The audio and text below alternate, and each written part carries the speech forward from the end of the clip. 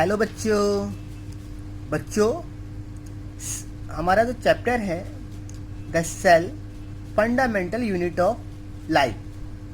बच्चों ये चैप्टर हमारा क्लास 9th का बायोलॉजी का फर्स्ट चैप्टर है। ठीक है, बायोलॉजी का हमारा फर्स्ट चैप्टर है और एनसीईआरटी का हमारा जो चैप्टर नंबर 5 है, cell the fundamental unit of life. बच्चों इस चैप्टर के अंदर हम लोग सेल्स के बारे में स्टडी करेंगे कि सेल्स होते क्या हैं, सेल्स के अंदर भी कुछ चीज़ें होती हैं कि नहीं होती हैं, सेल्स की डिस्कवरी किसने करी। तो वीडियो में आगे बढ़ने से पहले चैनल को सब्सक्राइब करना ना भूलें और नोटिफिकेशन की बेल की घंटी को प्रेस करना ना भूलें। तो बच्चों सेल क्या है? सेल क्या है? एक basic structural and functional unit of life, यानी कि लाइफ की एक बेसिक स्ट्रक्चर यानी सबसे छोटी कड़ी, यानी जीवित प्राणी की सबसे छोटी कड़ी क्या है? हमारी सेल है। ठीक है, cell were first discovered by Robert Hooke. Cell को सबसे पहले डिस्कवर किसने किया? रॉबर्ट हुक ने किया। कब किया? 1665 में किया। सेल को फर्स्ट ऑफ ऑल डिस्कवर करने वाले साइंटिस्ट थे वो रॉबर्ट हुक थे। तो रॉबर्ट हुक ने बच्चों हनीकॉम्ब स्ट्रक्चर बताया था हमारे सेल का, और उन्होंने कॉर्क डेड सेल डिस्कवर किया था। Antonie van Leeuwenhoek in 1674 discovered the free-living cell। यानी एंटोनी लेवनहुक ने क्या डिस्कवर किया? Free living cell in pond water for the first time. यानी कि जो सबसे पहले सेल का डिस्कवर रॉबर्ट हुक ने किया, लेकिन रॉबर्ट हुक ने एक डेड सेल को डिस्कवर किया था जो कि कॉर्क के अंदर था, जिसका स्ट्रक्चर था हनीकॉम्ब। लेकिन एंटोनी वॉन लेवनहुक ने 1674 में एक पॉन्ड के अंदर एक लिविंग सेल को देखा और उसके बारे में हमें बताया। इसके बाद रॉबर्ट ब्राउन आए। रॉबर्ट ब्राउन इन 1831 इन्होंने क्या डिस्कवर किया? न्यूक्लियस। किसका डिस्कवर किया? Nucleus of the cell. यानी न्यूक्लियस ऑफ द सेल को डिस्कवर करने वाले वैज्ञानिक कौन थे? रॉबर्ट ब्राउन थे। और उन्होंने किसका देखा था न्यूक्लियस? Orchid root cell. किसका देखा था? ऑर्चिड रूट सेल का उन्होंने न्यूक्लियस देखा था और उसको देखकर बताया कि सेल के अंदर एक न्यूक्लियस भी होता है। Schleiden in 1838 and Schwann 1839 present the cell theory. यानी ये दोनों साइंटिस्टों ने क्या दिया हमें? सेल थ्योरी के बारे में बताया, और जिसको आगे एक्सप्लेन किसने किया?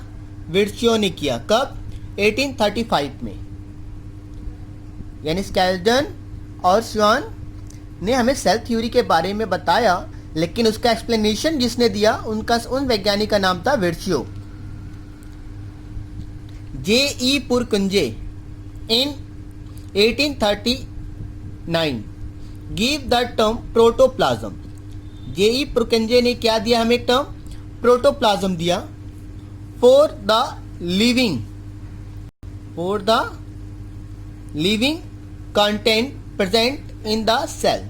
यानी कि जेई पुरकुंजे ने सबसे पहले एक टर्म दिया प्रोटोप्लाज्म, जो कि एक लिविंग सेल के अंदर पाया जाता है। रुडोल्फ विर्च्यो, यानी जो विर्च्यो जिन्होंने सेल थ्योरी को एक्सप्लेन किया, उनका पूरा नाम क्या था? रुडोल्फ विर्च्यो। इन 1855 एक हाइपोथेटिक्स दिया, यानी एक कहानी बताई, सोचकर अनुमान लगाया कि ओमनिस सेलुला इस सेलुला। इसका मतलब क्या होता है कि जितने भी लिविंग ऑर्गेनिज्म हैं, जितने भी लिविंग ऑर्गेनिज्म किससे बने हुए हैं? सेल से बने हुए, लिविंग सेल से। अब वो लिविंग सेल कहाँ से उठते हैं? वो लिविंग सेल कहाँ से उठेंगे? Arise from preexisting cell, यानी कि जो पहले से सेल हैं उसी के अंदर से ही दूसरे हमारे सेल बनेंगे। ये किसने बताया हमें? रुडोल्फ विर्चो ने बताया हमें। फिर एक और साइंटिस्ट आए, क्या नाम था? हुलेक इन 1863। इन्होंने प्रोटोप्लाज्म का एक बताया कि वो क्या है? फिजिकल बेसिस ऑफ लाइफ है। यानी प्रोटोप्लाज्म क्या है? फिजिकल बेसिस ऑफ लाइफ है, यानी विदाउट प्रोटोप्लाज्म सेल एग्जिस्ट नहीं कर सकता। इन 1866 हैकल proposed that the nucleus is storehouse of hereditary material। हैकल ने 1866 यानी 1866 में बताया कि जो न्यूक्लियस है वो हेरिडिटी मटेरियल को क्या करता है? स्टोर करता है। क्या करता है? वो स्टोर करता है। और जो न्यूक्लियस है रिस्पॉन्सिबल क्या है? रिस्पॉन्सिबल है किसका? ट्रांसमिशन ऑफ हेरिडिटी कैरेक्टर्स, यानी कि हेरिडिटी कैरेक्टर का ट्रांसमिशन कौन करता है? न्यूक्लियस करता है। ठीक है। फिर एक और साइंटिस्ट आए 1940 में, नॉल और उसका, इन्होंने क्या डिस्कवर किया? Electronic microscope. क्या डिस्कवर किया इन्होंने? Electronic microscope. ठीक है। और इलेक्ट्रॉनिक माइक्रोस्कोप जब डिस्कवर हुआ तभी हमें सेल के अंदर की चीज़ों के बारे में, हमें अल्ट्रा स्ट्रक्चर जो सेल के अंदर था उसके बारे में हमें पता लगा। किसके कारण? इलेक्ट्रॉनिक माइक्रोस्कोप के कारण। किसके द्वारा डिस्कवर किया गया? क्नॉल और रुस्का के द्वारा। कब? 1940 के अंदर। Cell theory. एक जर्मन बॉटनिस्ट थे M J. Schleiden 1838 and zoologist T Schwann कब? 1839। इन्होंने इंडिपेंडेंटली क्या दिया? प्लांट और एनिमल के बारे में एक उनके सेल के बारे में थ्योरी दी। ठीक है। इन्होंने थ्योरी में क्या कहा? इन्होंने थ्योरी में कहा कि cell is a structural and functional unit of life. Cell is a structural and functional unit of life. और दूसरा इन्होंने क्या कहा कि सेल जो हैं अराइज होते हैं किससे? प्री एग्जिस्टिंग सेल से। सेल जो होते हैं पुराने सेल से ही नए सेल का उत्पत्ति होती है। ये सेल थ्योरी दिया गया। लेकिन ये सेल थ्योरी होती है पुरानी हो चुकी थी। लेकिन अब मॉडर्न जो सेल थ्योरी है, जो न्यू सेल थ्योरी है, वो क्या कहती है? मॉडर्न सेल थ्योरी कहती है all living things are composed of cell and cell product. यानी जितने भी लिविंग थिंग हैं वो सेल से और सेल प्रोडक्ट से बनी हुई हैं। ठीक है। सेकंड क्या कहता है? All cell are basically similar in chemical composition. सारे के सारे सेल जो हैं क्या है? सिमिलर हैं, बेसिकली सिमिलर हैं और मेटाबॉलिक प्रोसेस को परफॉर्म करते हैं। ठीक है। सारे के सारे cells. The function of an organism as whole is the result of the activity and interactions of the constituent cell. जो फंक्शन है, फंक्शन ऑफ एन ऑर्गेनिज्म है, वो किसके द्वारा किया जाता है? एक्टिविटी जो होती है किसके द्वारा? एक्टिविटी और इंटरेक्शन जो उसके अंदर जो सेल प्रेजेंट है, कॉन्स्टिट्यूएंट सेल, उसके कारण होती है। फिर क्या कहा गया मॉडर्न थ्योरी के अंदर? All cell arise from preexisting cell due to cell division. यानी पहले ओल्ड थ्योरी क्या थी कि सारे सेल प्री एग्जिस्टिंग सेल से बने हैं, लेकिन वहाँ पे ये हमें नहीं बताया गया कि कैसे बने हैं। तो मॉडर्न थ्योरी के अंदर क्या बताया गया? प्री एग्जिस्टिंग सेल से बनी है, लेकिन किसके द्वारा? सेल डिवीजन के द्वारा। No cell can originate spontaneously और न्यू। कोई भी ऐसा सेल अपने आप या नया नहीं बनता। ठीक है, मॉडर्न थ्योरी के अंदर ये कहा गया। और मॉडर्न थ्योरी के अंदर भी हमारा फर्स्ट सेल की जो थ्योरी थी वो भी दोहराई गई। क्या? The cell is a structural and functional unit of life, यानी सेल क्या है? स्ट्रक्चरल और फंक्शनल यूनिट है किसका? लाइफ का। इस पूरी सेल थ्योरी के अंदर virus are an exception of cell theory, यानी पूरी सेल थ्योरी जो है वायरस के लिए मेल नहीं खाती है। यानी जितने भी सेल्स हैं उन सब के अंदर ये थ्योरी सारी मेल खाती हैं, बट वायरस के अंदर एक भी सेल थ्योरी मेल नहीं खाती है, क्योंकि वायरस एक स्पेशल माइक्रो ऑर्गेनिज्म है जिसकी स्टडी अब तक चलती जा रही है। इसका वायरस जो था हमारा सबसे पहला था TMV यानी टोबैको मोज़ेक्स वायरस था, जो कि सबसे पहला वायरस था। लेकिन अभी लेटेस्ट बात करें कि अभी लेटेस्ट वायरस कौन सा है, तो लेटेस्ट वायरस हमारा क्या है? कोविड-19 वायरस है, जो कि एक कोरोना वायरस समूह से बिलोंग करता है। यानी कि हर ईयर वायरस एक नया उत्पन्न होता है, इसलिए जो सेल थ्योरीज है वो हमारी वायरस को एक्सप्लेन नहीं कर पाती हैं। इसीलिए वायरस क्या एक एक्सेप्शन है सेल थ्योरी का। The study of structural and composition of cell, यानी सेल की स्टडी करना, उसके स्ट्रक्चर और कॉम्पोजिशन के बारे में, वो साइटोलॉजी कहलाती है। ठीक है, क्या कहलाती है? सेल के बारे में जब भी हम लोग स्टडी करेंगे, कोई ब्रांच लेंगे, सेल की ब्रांच लेकर उसके स्ट्रक्चर, उसके कॉम्पोजिशन के सेल के अंदर क्या है, वो हमारी साइटोलॉजी कहलाती है। The branch of biology that deal various aspect of structure, chemistry and function of cell, यानी बायोलॉजी का वो ब्रांच जिसके अंदर बहुत सारे स्ट्रक्चर, केमिस्ट्री और फंक्शन सेल की बारे में जानकारी दी जाए, उसे हम लोग सेल बायोलॉजी कहते हैं। क्या कहते हैं? सेल बायोलॉजी कहते हैं। क्लियर है सही बच्चों को? बच्चों, सेल के स्टडी हम लोगों ने किया था माइक्रोस्कोप के द्वारा। तो माइक्रोस्कोप क्या है? माइक्रोस्कोप एक ऑप्टिकल इंस्ट्रूमेंट है जो कि सेलुलर ऑर्गेनिज्म, लिविंग ऑर्गेनिज्म को स्टडी करने में हमारी बहुत बड़ी हेल्प करी थी। माइक्रोस्कोप दो प्रकार के हैं हमारे, लाइट माइक्रोस्कोप और electronic microscope. Light microscope, electronic microscope के बारे में बच्चों आप लोग फर्दर हायर क्लासेस में आप लोग इसकी स्टडी करेंगे ऑप्टिक्स चैप्टर के अंदर।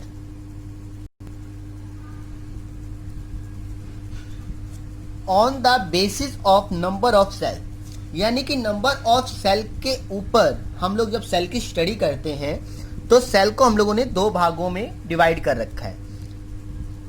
कौन कौन से दो भाग हैं हमारे? यूनिसेलुलर ऑर्गेनिज्म और मल्टी सेलुलर ऑर्गेनिज्म।